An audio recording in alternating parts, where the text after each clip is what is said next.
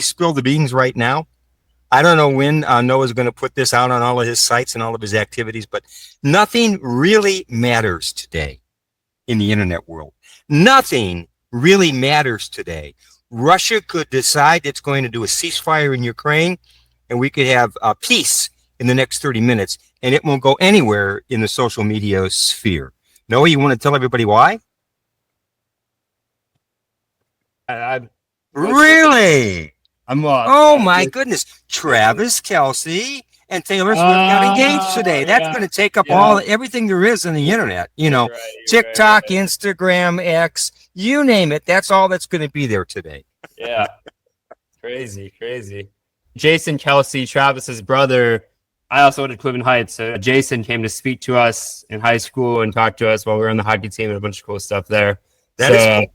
Yeah, big day for the Heights. Yeah, big day for the Heights. Big day for Cleveland. I mean, who knows? She may even be doing concerts in Cleveland now. So I'm here with Professor Kerezy, and today we're going to talk about AI and education, technology. About a couple months ago, I was in Professor Kerezy's class, and I was using AI in some of my assignments, which is against the syllabus that he put out, and he called me on it, and we spoke about it.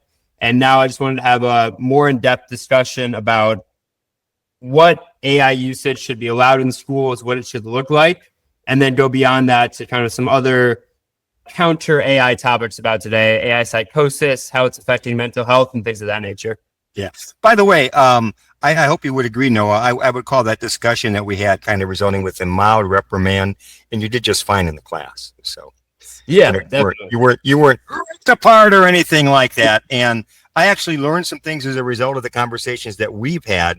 And I've learned some things even, all the time. This field is changing so much so fast. But I do like the way you explain that.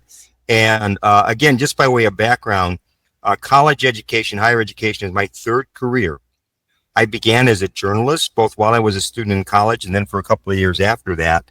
I migrated into the field of public relations, kind of marketing communications, and did that for well more than a couple of decades. And then I entered higher ed in around 2003, 2004, part-time, then joined a faculty full-time at Tri-C in 2006. So I've been doing this full part-time for a little bit more than 20 years. And this is my last year. I will be retiring at the end of this academic year, it seems right now as things stand. So you're catching me late, Noah. I hope you catch me great today. Awesome. Better late than never. Any plans post-retirement? I wrote a book about Jesse Owens, and it's got a working title of Jesse Owens, Sensation, Superstar, Survivor, Symbol. It is undergoing peer review right now at Kent State University Press. The people there have reported to me that the first phase of that went very, very well, and they're hoping that that's going to be published by sometime in the third quarter of 2026. So about a year from now, I'll probably be putting the finishing touches on a book tour. So visiting places like Columbus, Ann Arbor, and Indianapolis, and other places in the Midwest, Chicago, where Jesse Owens either lived or made a tremendous impact. So I'm predicting that in my not too distant future. That's awesome. All right. So topic of the day, AI and education. There's so much in AI and education. There's so much between fifth graders using ChatGPT in the classroom, all the way through college students using it, to the actual help that AI can provide in subjects like the sciences and math and things of that nature versus what's cheating, what's not. So let's start with I want to hear your opinion on what are the ramifications having AI in the classroom. First off, Noah, I'm really glad to be addressing this topic with you. And the second thing is I want to point out, this is a broad swath here. We can't set rules for what's going to happen in higher education in 2025, 2026 for AI.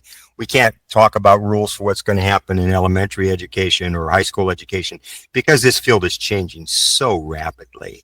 I will share with you a little bit of what I learned from a couple of years ago too, but the shorthand answer, and again, remember, my background is more journalism and public relations, is that I think when people become overly reliant upon AI, it makes it harder to both instill and teach critical thinking. And that's just not my take on it. That's about, 14, 15 years of take from people who have paid close attention to technology, people in the fields of psychology, people in the fields of higher education, because the precursor to AI has been like the opening of the internet. And it's kind of fascinating. If you don't mind, I know we're using Google Meet for us to talk today. Google has spent billions of dollars researching where our eyes go when we see things on screens. Where do our eyes go? And the reason why is if they can track your eye movement and figure out what I call the eye candy that gets your attention the most, that's going to help them in their advertising and their marketing. Now, it would be an absolute fool to think that any company, be it Google, be it Amazon, be it Meta, anybody at all that's done that kind of research is not going to leverage that to great advantage when they introduce their AI products.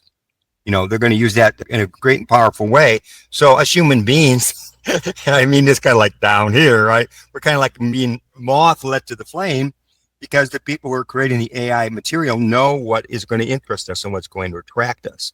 So that scares me a little bit too, especially when you're talking about 10, 11, 12, 13-year-olds whose brains aren't fully developed. And at some point, we need to talk about the concept of neuroplasticity, but I don't want to toss that in just right now.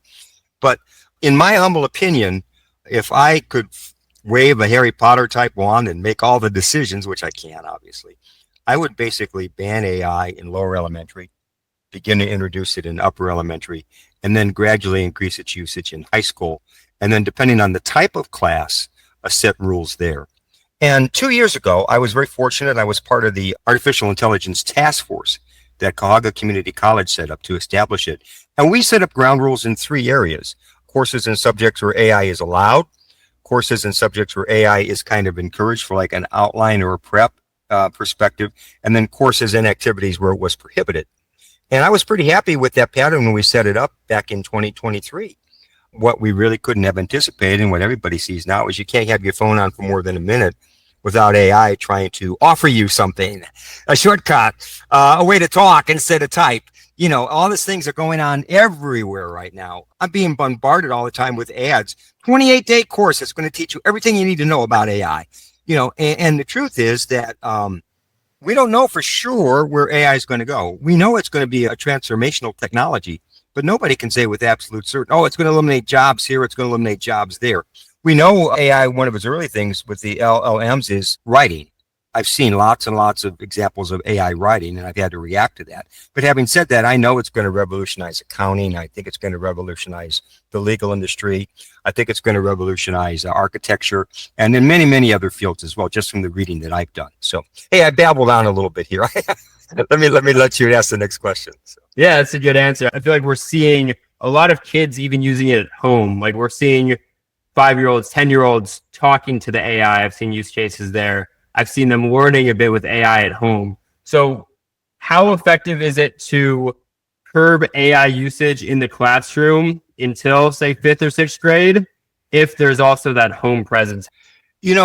I'm going to kind of ratchet it up one, and then we'll come back down and specifically answer your question. Because I think the critical part of this is the student's ability to think.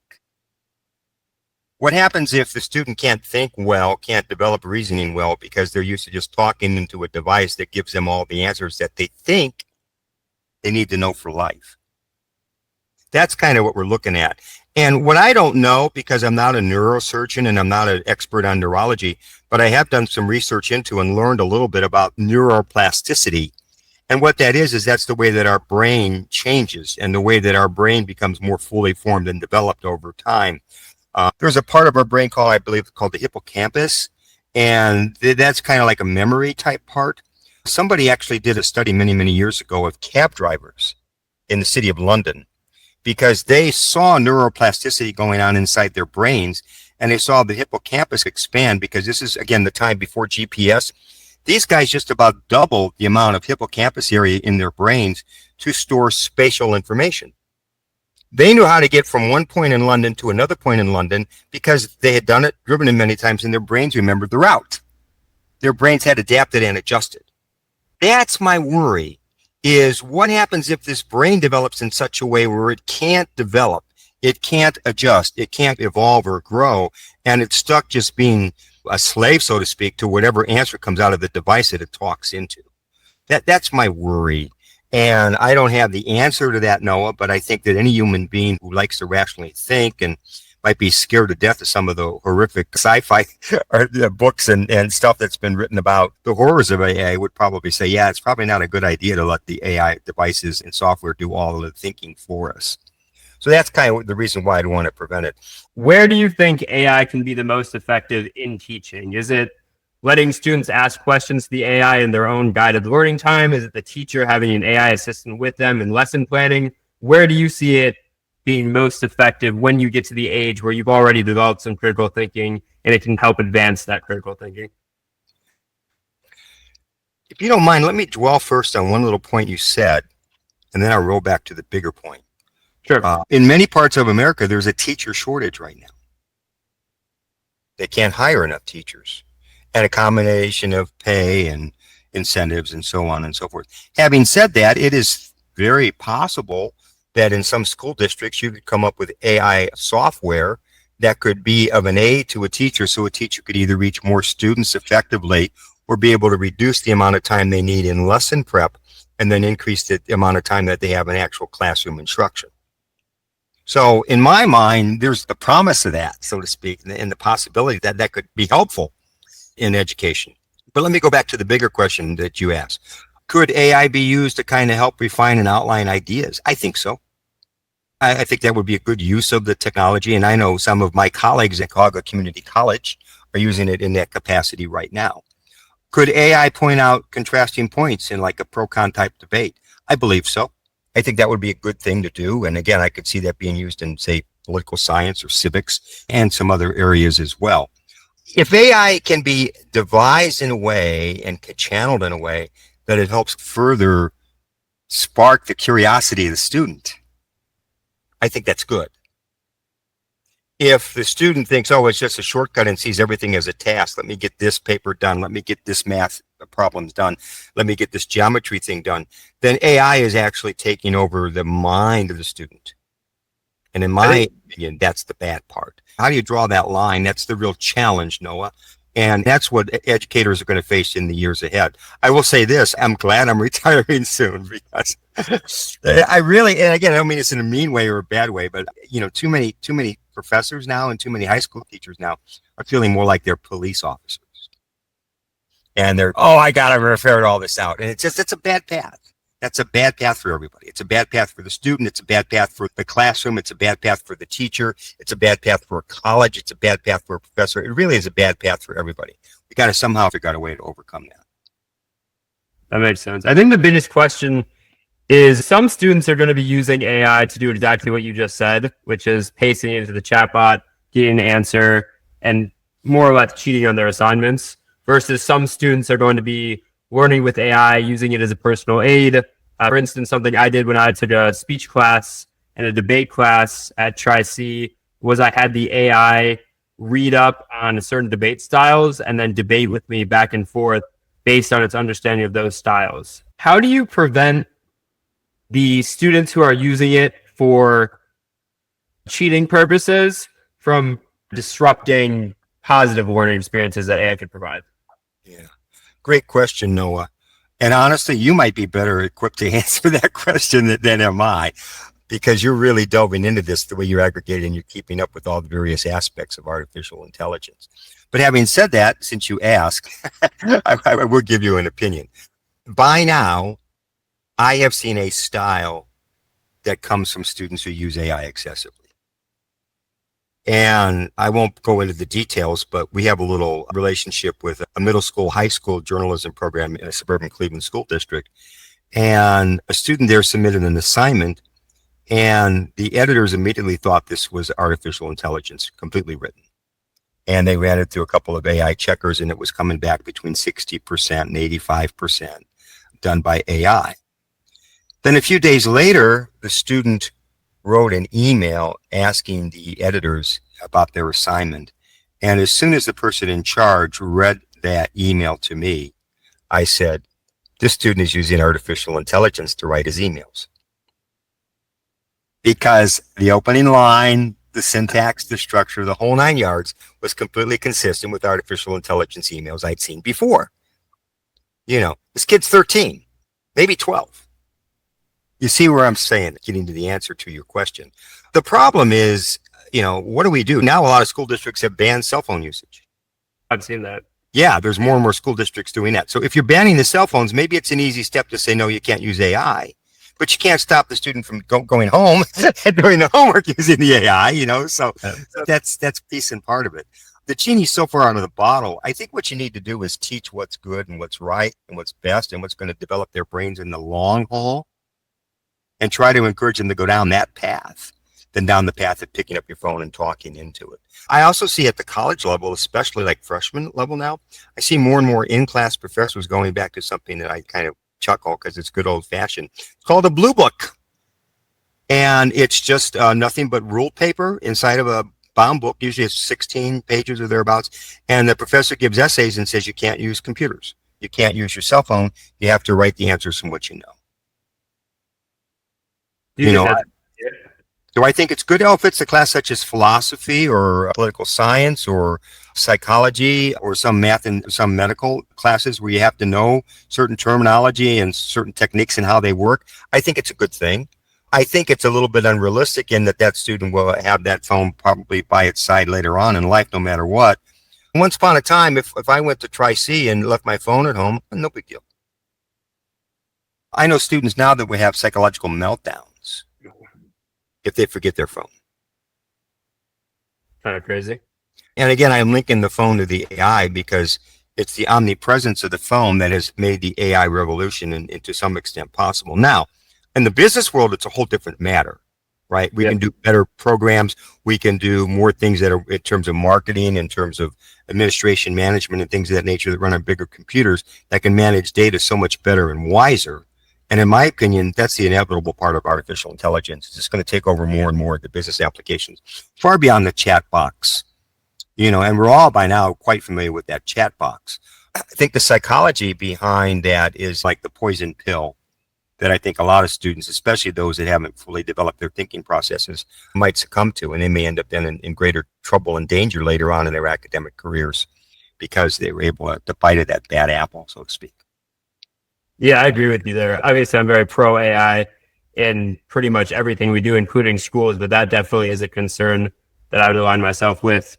Putting AI in front of students too much, too early, where they don't develop the cognitive reasoning and critical thinking that they need in order to grow with AI, per se, later in life. And you know what, Noah? Let me just add a couple things to this. I'm not anti-AI. In fact, I know AI is inevitable in a lot of places, so much so that I said, yeah, I'd be glad to do this interview with you for what you're doing. I think that the question is responsible usage at what point in a person's development as a human being, and then how much of it do you need to know in order to advance later on in life. I subscribe to a nonprofit called Trusting News, and they're trying to come up with information and tips and programs and advice all the time to help news gathering organizations rebuild something that they have almost completely lost in the United States, and that's trust. And this past week, they put out this 6-page special thing about artificial intelligence. And what they're doing is they're giving newsrooms advice on how you should try to get your readers or get your viewers to learn about artificial intelligence and why journalists ought to take the lead in educating the general public about it. I think it's a great concept. I think it's a badly needed concept. Part of the problem is we kind of line up in these two camps. Oh, AI is very good or AI is terrible. It's evil, And truth be told, it's probably some of both. But having said that, because of its inevitability, it is important that people learn about it and they understand about it. And anytime you educate people, you replace kind of fear with knowledge. I think people win. So my hope is in the future, people won't be less terrified about, AI and what it's going to do to my brain, or what it's going to do to my job, what it's going to do to my career, what's going to do to my life, and think about how can AI help me? How can AI be more of a guide to me down the road? That's a great point. So based on what you said too, I wanted to bring something else up, and I think this might be our last point on education. You talked about who's spreading the news, who's facilitating the learning of AI. I spoke to somebody last week, and they were an expert on AI in policing, AI with officers. And something that she said that was interesting was that AI in law enforcement right now is not being dictated by government or by the officers themselves. It's being dictated by tech companies who are going to sell to different stations and different departments, and that's who's choosing what should be adopted. So how does that relate to education? You mentioned you were on a committee with Tri-C talking about AI adoption there, but who should really be the ones shaping the future of AI adoption? Before I answer that question, you said something in your preface that I think is very important for anybody who sees this to understand. When I teach my Principles of Media and Communication, which is kind of like a survey course and intro to mass communication, I have my own 4 timeless truths, and this is one of them. It's all about the Benjamins. It really is. And that's what's truly driving the artificial intelligence world right now, is everybody and their brother trying to come up with a way to make a nickel, dime, dollar, $1 billion, $10 billion if your name is NVIDIA, right? On what's happening with artificial intelligence. And I saw this with the beginning of calculators, Texas Instrument, and all that back in the early 1970s. We saw it with software for everybody, where the computer becomes available at your fingertips. And the big winner, of course, was Microsoft and Bill Gates at that. And by the way, I do want to point out to people that just because somebody is a big winner doesn't mean they're not going to continue to be a big winner. Well, don't get me wrong, Microsoft's making billions and billions and billions of dollars. Their market cap's in the trillions somewhere. But having said that, when Bill Gates and Microsoft put out Windows 95 in 1995, the first version of Windows 95 didn't have Internet Explorer on it.